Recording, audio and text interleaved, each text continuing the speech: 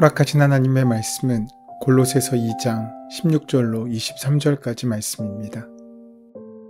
그러므로 먹고 마시는 것과 절기나 초하루나 안식일을 이유로 누구든지 너희를 비판하지 못하게 하라. 이것들은 장래일의 그림자이나 몸은 그리스도의 것이니라. 아무도 꾸며낸 겸손과 천사 숭배를 이유로 너희를 정죄하지 못하게 하라. 그가 그 본 것에 의지하여 그 육신의 생각을 따라 헛되이 과장하고 머리를 붙들지 아니하는지라. 온몸이 머리로 말미암아 마디와 힘줄로 공급함을 받고 연합하여 하나님이 자라게 하심으로 자라느니라. 너희가 세상의 초등학문에서 그리스도와 함께 죽었거든 어찌하여 세상에 사는 것과 같이 규례에 순종하느냐. 곧 붙잡지도 말고 맛보지도 말고 만지지도 말라 하는 것이니 이 모든 것은 한때 쓰이고는 없어지리라. 사람의 명령과 가르침을 따르느냐. 이런 것들은 자의적 숭배와 겸손과 몸을 괴롭게 하는 데는 지혜 있는 모양이나 오직 육체 따르는 것을 금하는 데는 조금도 유익이 없느니라. 당시 골로새 교회를 위협했던 세 가지 이단의 요소들이 있었습니다. 먼저는 율법주의적 이단 요소와 천사 숭배적 이단 요소, 그리고 금욕주의적 이단 요소들입니다. 이단 요소라고 표현한 것은 율법 그 자체는 복음과 대치되는 것이 아니며 천사 또한 미신적인 것이 아니고 금욕은 때로 경건에 필요하지만 골로새 교회 안에서 그것들로 예수 그리스도의 복음을 위협하고 교회를 혼란스럽게 하는 일이 일어났기 때문입니다. 수단으로 쓰여야 할 것이 본질이 되어버리는 순간 우리는 정말 중요한 것을 잃어버리게 됩니다. 바울은 말씀대로 살려는 노력과 교회의 전통, 신학, 그리고 경건을 위한 노력이 어떻게 복음을 위협하고 교회를 혼란스럽게 할 수 있는지를 경고하고 있습니다. 바울은 골로새 교회 안에 있는 이단 요소를 물리치고 비판의 소리에 흔들리지 않기 위하여 하나님의 신비인 예수 그리스도를 아는 것을 힘주어 선포하고 있습니다. 오늘 본문의 말씀은 그러므로로 시작됩니다. 예수 그리스도와 함께 죽고 그와 함께 부활한 그리스도인들은 그러므로 더 이상 세상의 초등학문에 순종하며 살아갈 이유가 없다고 바울이 선언하고 있는 것입니다. 그리스도인들이 구체적으로 어떠한 세상의 초등학문을 따라 살아갈 필요가 없다고 바울은 이야기하고 있습니까? 먼저는 유대주의적 율법주의입니다. 16절 말씀에 먹고 마시는 것과 절기나 초하루나 안식일을 이유로 누구든지 너희를 비판하지 못하게 하라 라고 말씀합니다. 골로새 교회 성도들이 당면한 첫 번째 어려움은 예수 그리스도의 십자가의 은혜만으로는 충분치 못하다는 유대 그리스도인들의 편견들이었습니다. 그들의 입장에서 보면 이방인 그리스도인들은 구원을 얻기 위해 지금보다 무언가를 더 해야 한다고 생각했던 것입니다. 질서 없어 보이기도 하고 난잡해 보이기도 하며 함께 있기엔 수준이 맞지 않는다고 생각했던 것입니다. 이로 인해 유대인의 정체성, 성민사상을 지켜주는 음식법과 절기 등을 통해 이방인 그리스도인들을 교화시키고자 했던 것입니다. 그러한 교화는 강요가 되고 마치 은혜에 이르는 자격처럼 주어지게 되므로 오직 예수 그리스도를 믿는 믿음으로 구원받는다는 복음의 핵심을 망각하게 만든 것입니다. 그래서 바울은 단호하게 말합니다. 누구든지 비판하지 못하게 하라. 다른 말로 하면 자신의 익숙함을 무기로 그리스도 안에 한 형제가 되고 자매된 이들을 판단하지 말라는 것입니다. 그것의 시작은 먹는 일이었습니다. 하나님께서는 자기 백성을 구별하시면서 거룩한 삶을 살도록 식사의 규례를 제정해 주셨습니다. 하나님께서 지으신 모든 것은 선하기에 특정한 음식이 그 자체로 부정하거나 죄의 요소가 있는 것은 아니었지만 하나님께서 이방의 모든 신들과 구별되시기에 당신의 백성에게 구별된 삶을 요청하고 있으신 것입니다. 또한 자기 백성에게 식사규례를 제정해 주신 것은 하나님의 백성은 떡으로 사는 것이 아니라 하나님의 말씀으로 사는 것임을 훈련시키시고 알려주시기 위함이었습니다. 그리고 대표적으로 절기에 관한 것들이 주어졌습니다. 절기와 월삭, 안식일로 대표되는 유대 전통의 성일들은 하나님께서 당신의 백성에게 베푸신 은혜를 기억하여 하나님을 예배하고 하나님을 경외하는 삶을 살도록 제정된 것이었습니다. 이러한 이스라엘의 의식법과 전통적인 성일들은 하나님께서 당신의 백성에게 행하신 일들과 깊은 관련이 있었습니다.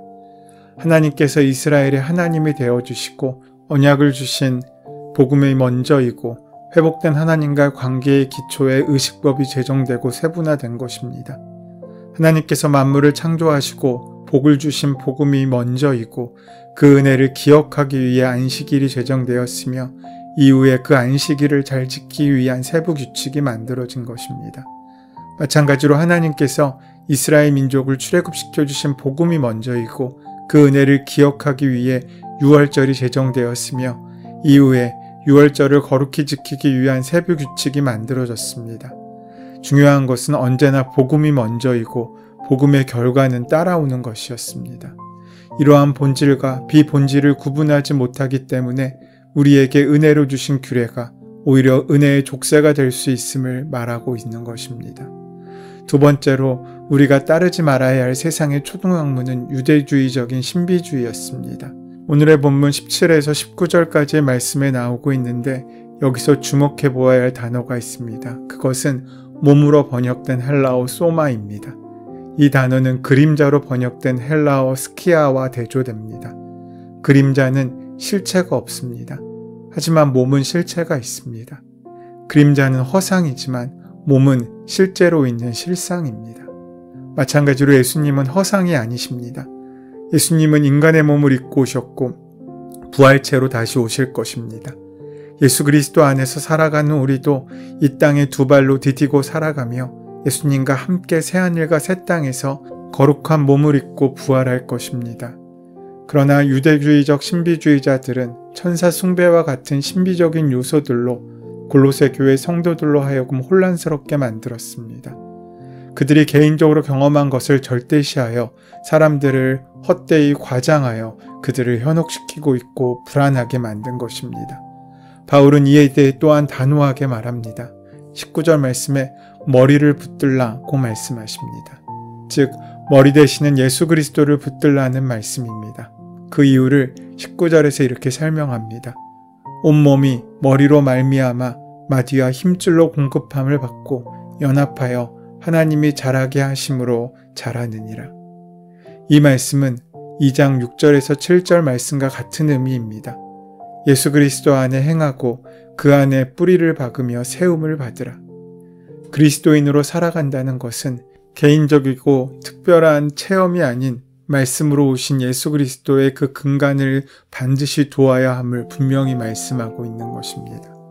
또한 믿음의 사람이 피해야 할 세상의 초등학문 같은 것들은 세 번째로 유대교적 금욕주의입니다. 20절 말씀을 보시면 너희가 세상의 초등학문에서 그리스도와 함께 죽었거든 어찌하여 세상에 사는 것과 같이 규례에 순종하느냐라고 말씀합니다. 여기서 말씀하는 규례는 원리 또는 규율로 세상에서 살아가는 원리 혹은 힘을 가르칩니다. 이러한 것들은 특징이 있습니다. 22절 말씀에 이 모든 것은 한때 쓰이고는 없어지는지라 라고 말씀합니다. 이처럼 세상의 초등학문으로 규정된 사람의 명령과 가르침은 영원한 것이 아닙니다. 잠시 몸을 괴롭게 하는 데는 지혜 있는 모양이지만 육체를 금하게 하는 힘이 없음을 바울이 강조하고 있는 것입니다. 골로새 교회 안에 율법의 세부 규칙과 전통을 이유로 서로를 비판하는 문제가 발생한 것은 복음과 복음의 결과를 혼동했기 때문입니다. 골로새 교회 안에는 구원받은 백성답게 잘 살 수 있도록 서로를 격려하고 세워주기 위해 율법 준수를 요통했던 것이 아니라 율법 준수의 정도에 따라 서로를 판단하고 정죄하며 심판하는 일이 있었던 것입니다. 다른 사람이 먹고 마시는 것을 보면서 함부로 정죄할 수 없으며 성의를 준수하는 정도를 보고 그 사람이 하나님 앞에서 얼마나 신실한 삶을 사는지 우리가 섣불리 판단할 수 없습니다. 바울은 골로새 교회가 이와 같은 일들을 하는 것을 멈출 것을 강력하게 요청하면서 그러므로라는 접속사를 통해 교회 안에 율법주의적 이단 요소를 몰아내야 하는 근거가 예수 그리스도의 복음에 있음을 말씀하고 있습니다. 바울은 골로새서 2장 6절에서 너희가 그리스도 예수를 주로 받았으니 그 안에서 행하라 라고 말씀했습니다. 그러므로 세상을 따라 살던 우리의 모든 생활의 방식은 예수 그리스도 안에서 거듭나야 하며 우리의 신앙생활은 나의 기준 또는 남이 제시하는 기준이 아니라 그리스도에게까지 자라날 수 있어야 합니다. 주님께서는 안식이 사람을 위해 있는 것이요 사람이 안식일을 위해 있는 것이 아니라고 말씀하셨는데, 이러한 교훈이 인본주의적으로 해석되는 것을 막기 위해서 주님께서는 안식일의 주인이심을 선포하셨습니다. 의식법과 성일은 그리스도의 그림자이기에 언제나 그리스도를 향하고 그리스도를 따릅니다. 의식법과 성일은 신앙에 유익한 것들이지만 그것들이 본래의 목적과 방향을 잃으면 도리어 복음과 교회를 위협하게 만드는 것입니다. 주님은 우리의 죄를 책망하시고 하나님의 백성답게 살 수 있도록 우리를 가르치시고 훈련하셔서 구원하신 것이 아니라 자신의 모든 것을 십자가에 내어주신 당신을 희생하신 사랑으로 인해 우리를 구원하셨습니다. 그러므로 율법의 준수는 구원을 얻기 위한 수단이 될 수 없으며 경건의 유익을 위해 의식법과 성일 준수를 권면할 때에는 언제나 복음으로 동기를 부여할 수 있어야 합니다. 복음은 우리가 구원을 얻기 위해 실천해야 할 적용이 아니라 우리를 구원하시기 위해 하나님께서 이미 행하신 것이며 우리가 응답해야 할 기쁜 소식, 복음입니다. 우리 중 누구도 특정한 음식을 기준으로 설회를 정죄하고 주일 예배와 교회의 행사에 참석하는 것을 근거로 그 신앙을 평가하고 비난할 수 없다는 것입니다.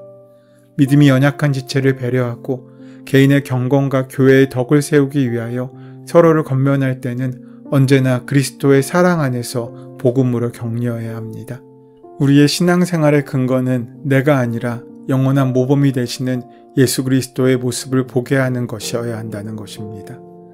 이렇게 오늘 허락하신 말씀을 통해 우리는 두 가지를 생각할 수 있습니다. 첫째로, 그리스도인이 된다는 것은 속사람이 달라지는 것입니다. 유대교적 율법주의자들과 금욕주의자들이 강조하는 유대법과 절기를 지키는 것은 사실 경건한 생활과 구별된 삶을 살아가게 하는 좋은 수단입니다. 그러나 문제는 그 자체엔 생명이 있지 않다는 것입니다. 수많은 영성훈련과 수많은 사역들이 개인의 신앙 성장과 교회 성장에 분명히 좋은 도구가 될 수는 있습니다. 그러나 그 자체에는 생명과 구원이 있을 수 없습니다. 중요한 것은 나의 속사람이 그리스도와 연합되어 그분 안에 살아가며 그분에게 뿌리를 박혀 살아가며 그분으로 말미암아 세워짐을 받아야 한다는 것입니다. 이를 위해 나의 속사람이 일상을 살아가면서 하나님의 말씀에 대면하며 말씀의 거울 앞에 서기를 애써야 합니다. 아무리 도구가 좋다고 하여도 그 안에 생명이 없다면 허울 뿐 어떠한 능력도 발휘할 수 없기 때문입니다. 두 번째로, 그리스도인이 된다는 것은 삶이 달라지는 것입니다. 유대교적 신비주의자들이 강조하는 체험들은 신앙생활을 함에 있어서 분명히 활력소가 됩니다. 그러나 하나님의 말씀으로 해석할 수 없는 꿈들과 환상은 모두 육신의 생각이며 헛된 과장일 뿐입니다. 어쩌면 자기의 영적인 우월성을 드러내기 위한 수단이 될 뿐입니다. 체험은 반드시 하나님의 말씀을 기초로 해야 하며 하나님의 말씀으로 해석되어져야 하며 하나님의 말씀으로 되돌아가야 합니다. 그로 인하여 우리의 삶이 변화되어야 합니다. 선택이 변해야 합니다. 말이 변해야 합니다. 사람을 대하는 태도가 바뀌어야 합니다. 그런데 이단의 특징은 무엇입니까? 그들은 거룩한 삶을 강조하지 않습니다. 현실 속에서 두 발 딛고 말씀을 품고 살아가도록 하기보다는 오히려 현실을 도피하게 만듭니다. 이는 허상의 그림자일 뿐만 아니라 예수님께서 말씀하시는 그리스도인의 삶일 수 없습니다. 기억해야 합니다. 그리스도인으로 살아간다는 것은 겉이 화려해지는 것을 의미하지 않습니다. 속사람이 커지는 것이며 속사람이 건강해지는 것이며 속사람이 강해지는 것을 의미합니다. 그리스도인으로 살아간다는 것은 단순히 영적인 이야기들을 많이 늘어놓는 것을 의미하지 않습니다. 영적인 삶을 살아가는 것을 의미합니다. 교회에 오고 가는 것만을 뜻하지 않습니다. 주님의 이름을 부르는 것만을 의미하지 않습니다. 하나님의 뜻대로 행하는 사람이 되는 것을 의미하는 것입니다. 구원받았다면 말이 아닌 삶을 통해 그 구원을 드러내고 하나님의 구원에 동참할 수 있어야 한다는 것입니다. 그렇게 믿음으로 하나님께서 기뻐하시는 은혜의 삶을 살아가는 저와 여러분 되시기를 소원하고 축원합니다. 은혜의 주님, 우리의 속사람이 건강한 그리스도인으로 살아갈 수 있도록 인도하여 주시옵소서. 그래서 과장된 화려함과 감춰진 위선의 마음과 시선을 빼앗기지 않고 하나님의 은혜의 사명을 온전히 감당할 수 있는 복된 삶을 살 수 있도록 인도하여 주시옵소서. 예수님의 이름으로 기도드립니다. 아멘. 이제 오늘 이 아침 우리에게 허락하신 본문의 말씀이 오늘 나에게 주시는 말씀으로 만나지기 위하여 본문의 말씀을 깊이 묵상하시고 함께 기도하는 시간 가지도록 하겠습니다. 함께 기도합니다.